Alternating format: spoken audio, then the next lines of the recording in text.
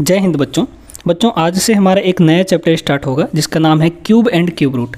इससे पहले 2 चैप्टर हम लोग पढ़ चुके हैं अपने जवाहर नवोदय विद्यालय और सैनिक स्कूल के लिए। 2 चैप्टर कौन कौन से हैं? एक है आपका नंबर सिस्टम यानी संख्या पद्धति, और दूसरा था स्क्वायर एंड स्क्वायर रूट यानी कि वर्ग और वर्गमूल। ये तीसरा चैप्टर है क्यूब एंड क्यूब रूट का। ठीक है, बहुत ही बेहतरीन सवाल करेंगे जो आपके जवाहर नवोदय विद्यालय 2024 के प्रवेश परीक्षा में पूछे जाएंगे और सैनिक स्कूल के भी परीक्षा में पूछे जाएंगे। उन सवालों को हम लोग करेंगे यहाँ पर। ठीक है, पूरा बेसिक से डिटेल में हम ये क्लास चला रहे हैं, तो आप लोग को ज़रूर देखना चाहिए।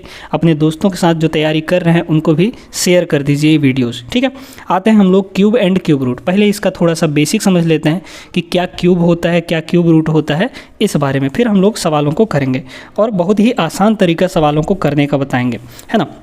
पहले देखते हैं क्यूब। क्यूब को हिंदी में कहा जाता है घन। अब घन जो होता है, किसी भी नंबर का जो घन होता है, जैसे मान लीजिए कि हमारे पास एक नंबर दे दिया, हमारे पास यहाँ पर एक नंबर है 4। ठीक है, इस 4 का बोल दिया जाए क्यूब निकालना है। क्यूब का मतलब होता है पावर 3, है ना। क्यूब का मतलब क्या होता है बच्चों? क्यूब का मतलब होता है पावर 3। तो 4 की पावर जो है वो 3 है ना। अब इस पावर 3 का मतलब ये है कि इस 4 का 3 बार मल्टीप्लाई करना है। इस 4 का कितने बार मल्टीप्लाई करना है? 3 बार मल्टीप्लाई करना है। 3 से मल्टीप्लाई नहीं करना है, 3 बार मल्टीप्लाई करना है। इस तरीके से जितना पावर लगा होता है उतनी ही बार मल्टीप्लाई कर दिया जाता है। अब 4 का अगर हम 3 बार मल्टीप्लाई करेंगे तो कितना हो जाएगा? 4 चौक 16 और 16 चौको 64 यानी 64। तो 64 यहाँ पर 4 का क्यूब हो गया। 4 की क्यूब कितनी आ गई बच्चों? 64 आ गई। समझ में आ गया। ऐसे ही मान लीजिए कि हम यहाँ पर 6 का क्यूब निकालना चाहें, है ना। 6 का क्यूब, किसी का भी क्यूब आप निकाल सकते हैं। 6 की क्यूब मतलब क्या हुआ? 6 का कितनी बार मल्टीप्लाई? 3 बार मल्टीप्लाई होगा यहाँ पर। तो 6 का 3 बार मल्टीप्लाई करेंगे तो कितना हो जाएगा?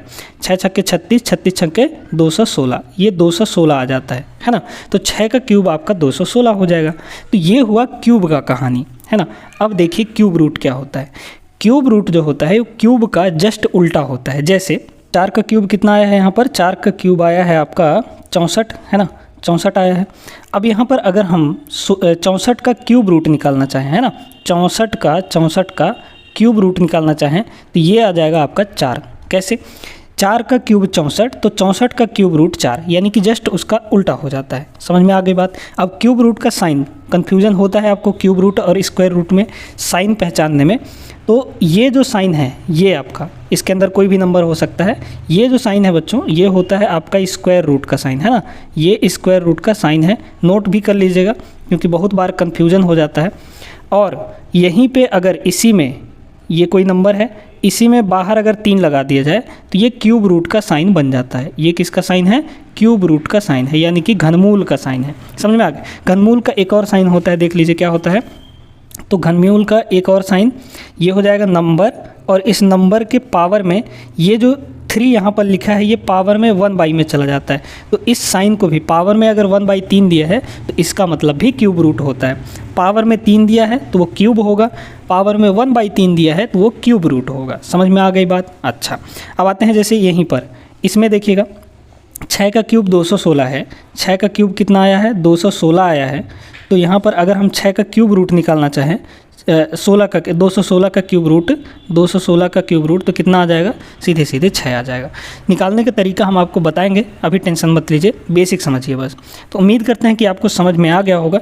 अब आते हैं हम लोग यहाँ पर तरीका कि क्यूब रूट कैसे निकालते हैं। क्यूब तो निकालने समझ में आ गया, है ना। सीधे सीधे आपको क्या करना है? 3 बार मल्टीप्लाई कर देना है तो क्यूब निकल जाएगा। क्यूब रूट निकालने का तरीका सीखते हैं।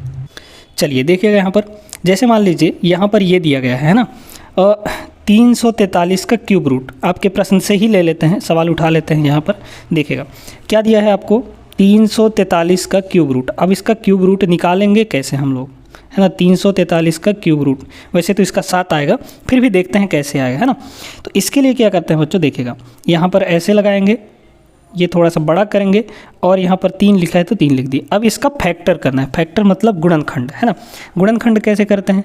343 लिखेंगे और यहाँ पर इसको ऐसे डिवाइड करते हुए चलेंगे। ये किससे डिवाइड होगा? 3 3 6 4 10, 3 से तो नहीं डिवाइड होगा, है ना। ऑड नंबर है, ये विषम संख्या है तो कभी भी सम संख्या से तो डिवाइड होगा नहीं, यानी 2 से तो डिवाइड होगा नहीं, 3 से भी नहीं होगा।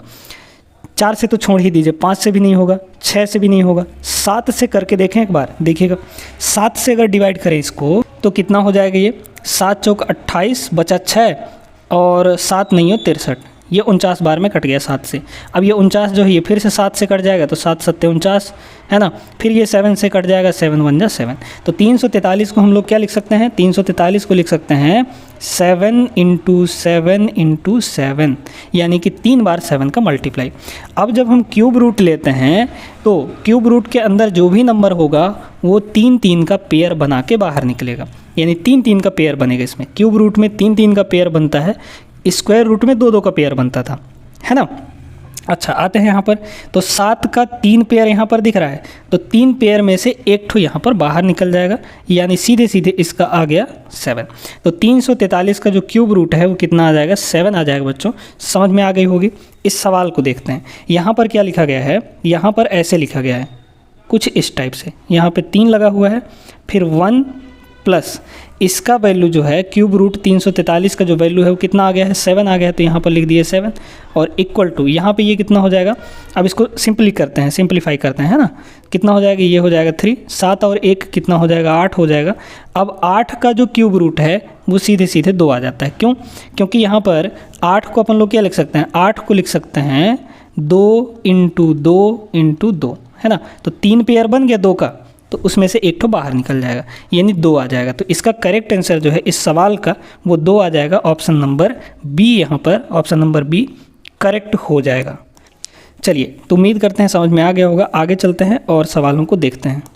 चलिए देखते हैं, यहाँ पर अगला सवाल देखते हैं क्या दिया है, 27 × माइनस यहाँ पर 27 44 की पावर 1/3। अब यहाँ पर एक छोटी सी चीज़ और आपको बताते हैं। एक चीज़ हमेशा याद रखिएगा, जब भी आप चाहे कोई भी कैलकुलेशन करें, जब आपको नेगेटिव वैल्यू का पावर यानी माइनस का पावर, यहाँ पर नेगेटिव वैल्यू कोई लिख देते हैं, ए ले लेते हैं। चलिए, कोई भी नेगेटिव वैल्यू हो बच्चों, यहाँ पर नेगेटिव वैल्यू का पावर अगर वो इवन नंबर दिया हो, इवन मतलब 2 4 6 8 ये सब दिया हो, तो वो बन जाता है कौन सा नंबर, कैसा नंबर, पॉजिटिव नंबर बन जाता है, ठीक है। और पावर जो होगा वहाँ पर वो लग जाएगा, है ना। इसी तरीके से अगर नेगेटिव वैल्यू यानी ऋणात्मक वैल्यू का पावर, पूरे का पावर है ना, पूरे का पावर अगर ऑड नंबर दिया गया है तो ये आपका नेगेटिव ही देता है, कोई नेगेटिव नंबर ही देगा। समझ में आ गई बात। जैसे यहाँ पर अगर हम कहें कि -3 की पावर अगर 3 है, तो माइनस नेगेटिव का पावर अगर ऑड नंबर है तो ये माइनस देगा, और 3 का क्यूब हो जाएगा 27 आपका, 3 × 3 × 3, तो -27 देगा। जबकि अगर -3 की पावर 2 रहता या 4 रहता तो आपका पॉजिटिव बन जाता वो, यानी प्लस में आता वैल्यू। समझ में आ गई बात ना। आते हैं इस सवाल में, पावर में आपको 1/3 दिख रहा है, तो पावर में 1/3 का मतलब क्या होता है, सीधे सीधे क्यूब रूट। तो यहाँ पर इंटू में जब दोनों दिए गए हैं, 27 भी इंटू में दिया गया है और 2744 भी इंटू में दिया गया है, तो इस पावर 1/3 का मतलब है कि दोनों का क्यूब रूट, है ना। यहाँ पर ये कितना हो जाएगा, ये हो जाएगा 27, इसका भी पावर 1/3 और इंटू माइनस 27 44 इसका भी क्यूब रूट हो जाएगा, यानी पावर 1/3 हो जाएगा। अब 27 का क्यूब रूट कितना होता है, 27 का क्यूब रूट हो जाता है 3, अभी हम निकाले हैं, है ना। देखिए भाई 3 का क्यूब तो 27 आएगा, तो 27 का क्यूब रूट कितना होगा, 3 होगा, निकाल सकते हैं। इंटू, अब आते हैं इस पे, इसका क्यूब रूट कितना होगा। तो इसका क्यूब रूट निकालने के लिए हम वही फैक्टराइजेशन मेथड का यूज़ करेंगे। चलिए यहाँ पर फैक्टराइजेशन मेथड हम लोग लगा देते हैं। क्या हो जाएगा, 27 44, है ना। पहले तो हम लोग इसको 2 से काटते हैं, 2 से काटेंगे तो कितना हो जाएगा, 2 1 कम 2, 2 3 6 बचा 1, 2 7 14 और 2 2 4, इस तरीके से कट गया। फिर ये 2 से कटेगा, काटिए, 2 6 12, 1 बचा 16 17 हो गया, 2 8 16, 1 बचा 12, 2 6 12, इतना हो जाएगा। फिर इसको आप लोग काट दीजिए किससे, 2 से, फिर से 2 से कट जाएगा, 2 3 6, 2 चौको 8, 2 3 6। अब 343 जानते हैं कि 7 × 7 × 7 होता है, ये 49 आ जाएगा, और फिर यहाँ पर 7, तो ये फिर 7, और फिर यहाँ से 7 1 जा 7 हो जाएगा। तो इसका जो स्क्वायर रूट आएगा कि क्यूब रूट आएगा वो 3 3 का पेयर बना के आता है, तो 7 का भी 3 पेयर बन गया और 2 का भी एक पेयर यहाँ पर 3 का बन गया है ना। अब यहाँ पर क्या हो जाएगा, ये हो जाएगा, अच्छा माइनस लगा है ना, तो ये कितना हो जाएगा 2 इंटू 2 इंटू 2 माइनस यहाँ पर 2 इंटू 2 इंटू 2 और into 7 into 7 into 7 7 into 7 into 7 इतना हो गया। और इसका पावर कितना है 1/3 के बराबर है, पावर में 1/3 यहाँ पर लिख देते हैं। ठीक है, कितना आ गया बच्चों, ये आ जाएगा आपका 3 इंटू माइनस का क्यूब रूट हमेशा माइनस आता है, तो ये हो गया माइनस। ठीक है, 2 का क्यूब, यहाँ पर एक पेयर बन गया क्योंकि क्यूब रूट में 3 का पेयर बनता है, तो 2 यहाँ से आ जाएगा और 3 का पेयर यहाँ बन रहा है तो 7 यहाँ से आ जाएगा। बस ये आपका सॉल्व हो गया। मल्टीप्लाई कर दीजिए सभी को, तो 7 दूना 14 ये 14, तो याद रखिएगा 2744 का क्यूब रूट कितना होता है 14 आ जाता है बच्चों। इस तरीके से आप याद रखेंगे ना तो ये सब नहीं निकालना पड़ेगा, जल्दी जल्दी हो जाएगा। आते हैं 7 दूना 14, 14 त्रिक 42, यानी कि माइनस का 42 यहाँ पर इसका करेक्ट आंसर हो जाएगा, जो कि आपके ऑप्शन नंबर बी में है। समझ में आ गई होगी ना, बात एकदम क्लियर होनी चाहिए। ठीक है, आगे चलिए चलते हैं, एक आध सवाल और देखते हैं। चलिए देखिएगा यहाँ पर अगला सवाल है ना, यहाँ पर 8 का क्यूब रूट है, तो 8 का क्यूब रूट कितना हो जाता है, आप जल्दी जल्दी करते हैं ना। 8 का क्यूब रूट हो जाता है 2, अपॉन में कितना दिया है 64 का क्यूब रूट, 64 का क्यूब रूट कितना हो जाता है 4, फिर ये लगा है डिवाइड, तो हम लगा दिए डिवाइड। अब यहाँ पर ये क्यूब रूट नहीं है, ये आपका स्क्वायर रूट है, तो 100 का स्क्वायर रूट कितना हो जाता है, सीधे सीधे आप कहेंगे 10 हो जाता है, और डिवाइड में 49 का स्क्वायर रूट ये आपका 7 हो जाता है। फिर इंटू दिया है 125 का क्यूब रूट, 125 जो होता है वो 5 इंटू 5 इंटू 5 होता है ना। जैसे यहाँ पर कितना दिया है आपको 125 का क्यूब रूट दिया है, 125 को हम लोग जब फैक्टर करते हैं तो 5 इंटू 5 इंटू 5 आता है, ठीक ना। तो यहाँ से 3 का पेयर बन गया 5 का ना, यानी कितना आ जाएगा ये आपका सीधे सीधे 5 आ जाएगा। तो 125 का क्यूब रूट 5 हो जाता है बच्चों, यहाँ पर ये आ जाएगा आपका 5। अब इसको थोड़ा सा सिंपल करते हैं, ये हो जाएगा आपका 2/4।